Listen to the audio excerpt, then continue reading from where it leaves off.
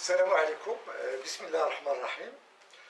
Donc, la physique nucléaire, toujours, la première leçon, la décroissance radioactive, programme du deuxième bac international, option française, sciences maths, sciences physiques et SVT. Donc, on va voir des exercices. La vidéo précédente, on a vu l'exercice numéro 1. Dans cette vidéo, on va voir l'exercice numéro 2. Donc, voilà, combien de temps faut-il attendre pour que 99,9% d'une masse donnée de strontium 90, SR 9038 ait disparu? On donne la demi-vie du strontium 90 est de 28 ans. Voilà, donc,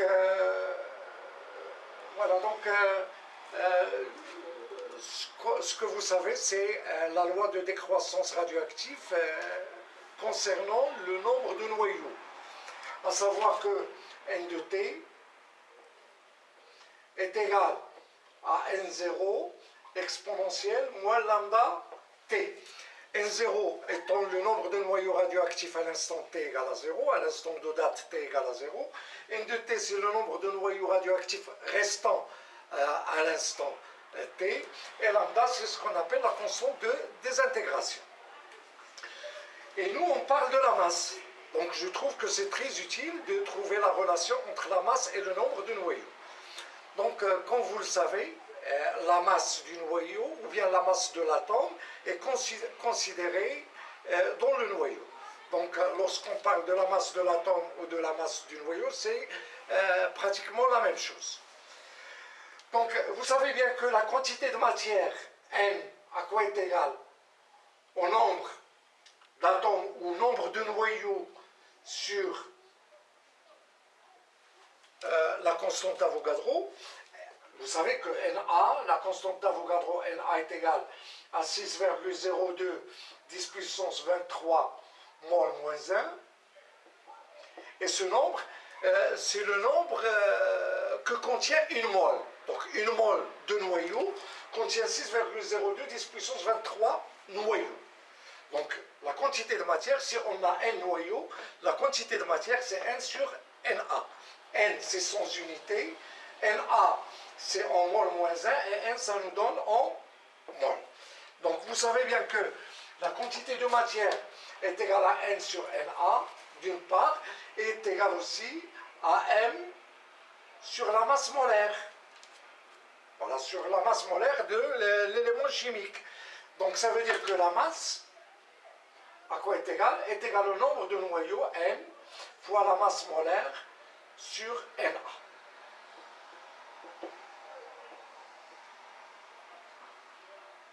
Donc cette relation est très importante et il nous permet de trouver la masse lorsqu'on a le nombre de noyaux. Donc pour cette loi de décroissance radioactive, il suffit de multiplier par la masse molaire et Na. Qu'est-ce qu'on obtient? Voilà, N de T fois la masse molaire sur Na, à quoi est égal? Est égal à N0 fois la masse molaire sur Na exponentielle moins lambda T. Donc ça nous donne, c'est la masse à l'instant T. Donc est égal, voilà, ça c'est M0 exponentielle moins lambda T.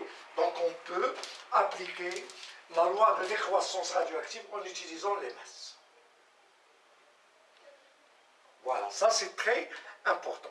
Donc on peut appliquer la loi de désintégration radioactive en utilisant les nombres de noyaux.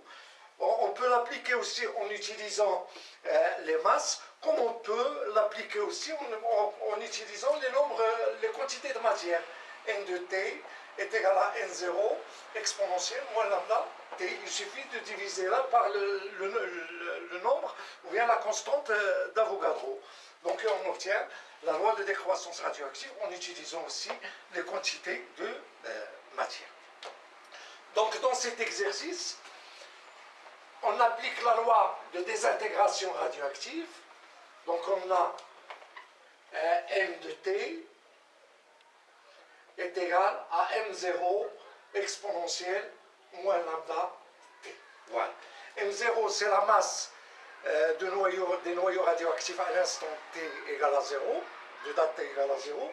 M2T, c'est la masse de noyaux radioactifs à l'instant T. Voilà, restant à l'instant T. Et nous, qu'est-ce qu'on nous dit? Combien de temps faut-il attendre pour que 99,9% d'une masse donnée de strontium ait disparu? Et ça, c'est restant.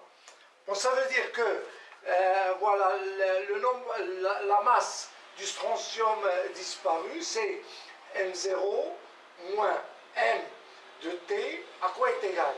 Voilà, ça c'est la masse disparue, est égal à 99,9 sur 100 M0. Voilà. Ça c'est restant, et ça, M0 moins M de T, c'est disparu. Donc ça veut dire que M de T, à quoi est égal donc? Est égal à M0 moins 99,9 sur 100 M0. Et ça, M de T, à quoi est égal? Est égal à 100 M0 sur M0. Ça nous donne 0,1 sur 100 M0, qui est égal à M0 sur 1000. Voilà. Donc on remplace là. Donc qu'est-ce qu'on obtient? On obtient M0 sur 1000 est égal donc à M0 exponentielle moins lambda T. On simplifie par M0, ça nous donne 1 sur 1000 est égal à exponentielle moins lambda T. On utilise le logarithme népérien, puisque le logarithme népérien est la fonction réciproque de l'exponentielle. Donc on a donc ln de 1 sur 1000 est égal donc à ln de exponentielle moins lambda T. ln de 1 sur 1000, c'est moins ln de 1000 est égal donc ln de exponentielle moins lambda T, c'est moins lambda fois T. Et on sait que lambda, à quoi est égal? Est égal à ln2 sur T 1 demi. Donc on remplace, on obtient ln 1000 est égal lambda, donc on multiplie là par moins 1, ça nous donne lambda c'est ln 2 sur T 1 demi fois T. Donc T est égal à T 1 demi fois ln de 1000 sur ln 2. Et T 1 demi c'est 28 ans. Donc T est égal donc à 28 multiplié par ln de 1000 sur ln de 2.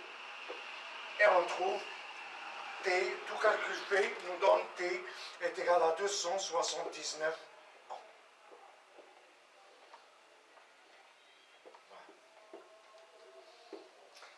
Donc pour que 99% de la masse de strontium ait disparu, il nous faut 279 ans.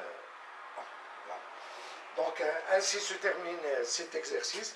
Et si vous aimez ce que je viens de faire, faites j'aime et s'abonnez à la chaîne. Et à bientôt.